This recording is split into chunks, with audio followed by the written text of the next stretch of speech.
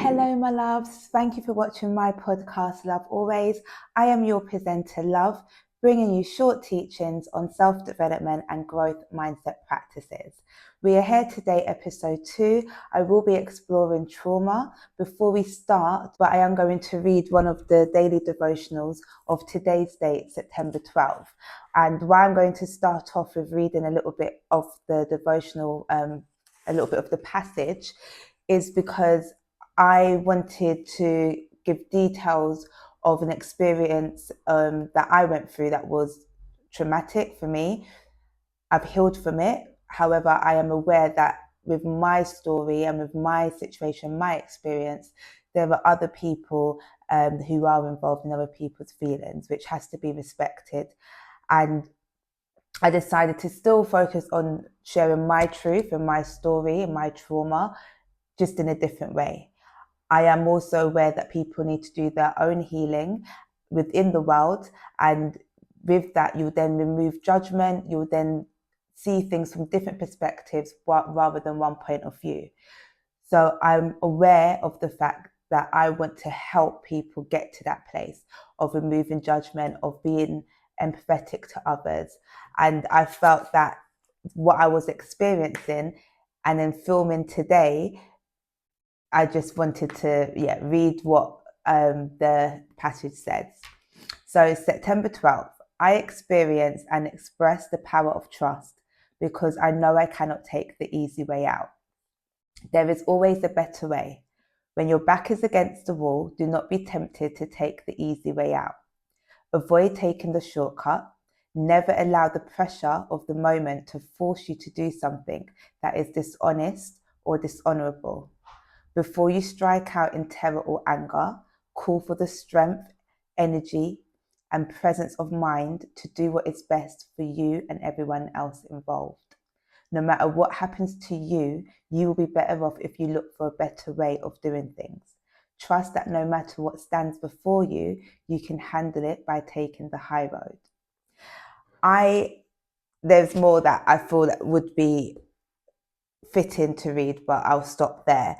And I felt so excited to do this podcast because of all of the love. Thank you, all of the love that I've received. And in the hope that I could help someone, I felt that I was doing my purpose, and I know that I am. However, I didn't let others' projection stop me from doing what I know I need to do. So before we get into the segments, I do want to start with a quick recap of the JAR home learning task that I gave to you to do. So I set a task of you to write 3 things down that you are grateful for about yourself, your inner being. And it's come to that time at the end of the week where you're going to take everything that you have written down and you're going to read it. So at the end of this episode, take a moment just to appreciate what you have written down, or the loving and kind things about your inner being. If you are new here and watching for the first time, hello, welcome. Thank you for joining. You can also do this task because I'm going to ask everyone else to continue the same activity for 1 more week with an additional task on top included. So if we go back to the example that I gave last time of I am grateful for my sound mind, what I would like you to do for the additional task is to write down an example of how that enabled you to do something. So I am grateful for my sound mind because it enabled me to perform a new habit with self-discipline, knowing that my inner being has power over my mind, not the other way around. If you can, look at all of the things when you read your gratitude, read all of them and write an example for each one. Next week, we will then review it. We're now going to move on to segment 1, which is share your path. And again, as I just said, I battled a little bit. I was excited at first to share details because I've never spoken publicly about my adult trauma.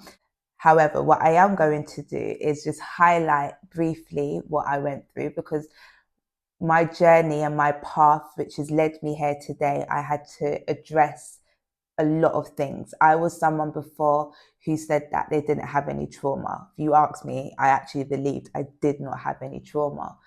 And that was because I blocked a lot of things out from childhood, from my adulthood to cope.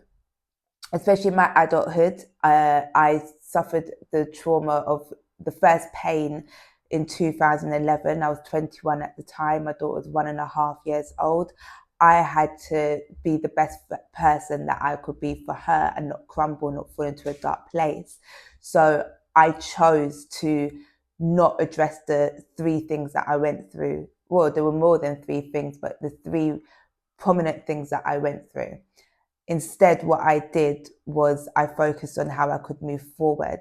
And then what I found myself doing was everything that I was experiencing, because my life was taking a vicious cycle and just repeating the same lessons, I was just getting through it by burying it. And it's only when I addressed my trauma, when I found help from a counsellor and did the self-help work through reading books. And I will be sharing one of the books as well and reading a little bit of what helped me.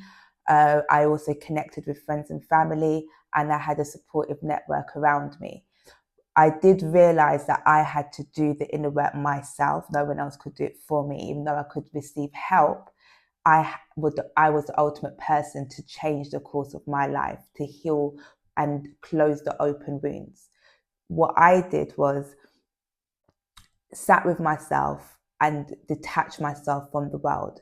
I will speak about removing the identities and labels that people put on you, because what I realized was it didn't actually reflect or describe my inner being.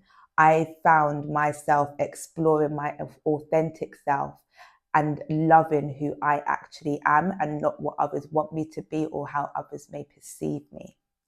So in the next segment, we will be looking at how you can do the same thing of expressing yourself through your inner being, not the labels and attachments that are put onto you.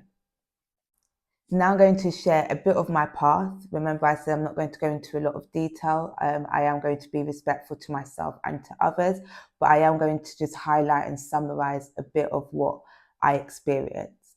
So in March 2011, my daughter's father was murdered, and one person was taken to trial but not found guilty, so no justice was served. In August 2011, one of my good friends, he was murdered by armed police, even though he was unarmed. This was a big thing in the news. It sparked the riots. It took over the fact of what actually happened. And both my daughter's father and my good friend did not receive any justice. In November in 2011, a few months after my good friend passed away, my grandiotto, who is my granddad, he passed away from cancer, suffering for 3 months. And that was very tragic and sudden. He was my best friend, someone who all of them I have fond memories with. All of them, I felt their soul, their good soul, because we all identify as humans as first. Humans make mistakes. What I realized through my transition is I identify as a being. A being is someone who operates from a place of love, who thinks, who performs with actions, with their words, all from love. If there isn't love in my heart, I am not doing it. It has to be from love first. And then you're able to understand that everyone has their own journey, that you may not be aware of what other people are going through, that there are people who are possibly hurting and not aware that they need to heal because of the denial that they're in. It's giving people grace and the time to really sit with themselves and work on their inner being. So being a being has allowed me to forgive myself, to accept what I've been through, to give thanks for my journey, the experiences and the people who were part of all of the traumatic situations that I was in, because it has got me to where I am today. And that I am most grateful for. However, if I didn't do the work of actually addressing that I had trauma, remember, I was someone who believed that they didn't have trauma, even though I had a very traumatic experience. That is just one of them. I realized when I started doing the work, I then healed. And my life started to elevate in a spiral upwards. And all of the lessons and the same things that I was going through repeatedly, that went away. People were removed. I was removed from situations, and I now can see the reasons to why. But most importantly, what I loved about the process of me working on myself, me healing and addressing my trauma, is it got me to the place of where I am today, of reintroducing myself as love. So I want you to get to the place of reintroducing yourself, how you would like others to see you. How would you like others to speak about you? How would you like others to feel about you? It is work that you have to do every day. And I found that I was very much aware of the things that I had to change in order to become the better version of myself. And what I will ask you to do is just a quick task every day, a daily check-in, asking yourself, how are you? Check in with your inner being and go through your day and see if you've spoken with love, if you've moved with love, with your words, with your actions, with your thoughts about yourself, then you know that you're doing the right work and you know what to continue. If there are any areas where you feel like you haven't quite done that, then you know what you may need to change or what you need to work on. So what I would do is quickly move on to segment 2, which is deep-rooted work, so that you can start exploring your inner being and really appreciating who you are. Because remember what I said while we're doing the 3 things that we're grateful for about our inner being, is you'll soon realize that no one else has the power that you have. All of the things that you have gone through, that you have overcome, that is because your powerful being got you to that point of not giving up, of doing the work, and everything working out how it should be. I had to see myself where I wanted to be, which is how I am now, sitting here with you today, calm, knowing my true self. I now know that I would not make the same decisions. I have better judgment, discernment, wisdom, and I trust myself fully. I did not before. I thought I did, but I didn't. I didn't actually know who I was before, but I thought that I did. And I wanted to get to the point of where I am now. I wanted peace. I wanted to be surrounded by people who have healed, or who are healing, who are addressing what needs to be addressed, because what I am aware of is hurt people hurt people. And having the label of anger attached to me, seeing myself as unworthy, meant that I didn't feel that I was deserving of the great things that I wanted. It was only when I healed did I then start receiving in abundance the things that I knew were my true heart's desires. So my aim, my want, is just to get you to that place of being honest and true to yourself. How do you see yourself, and how do you want others to see you? What positive words of affirmation are you going to put around you? Right, so we're going to move on to segment 3, and that is care package. And segment 3, care package, I will be sharing with you the book that helped me, first of all, address that I had trauma. So this book is called Why Has Nobody Told Me This Before, by Dr. Julie Smith, who is a clinical psychologist. And this book gives you tools around so many different areas. Grief. Next week, I will be exploring grief in segment 1. But it does look at grief, it does look at relationships.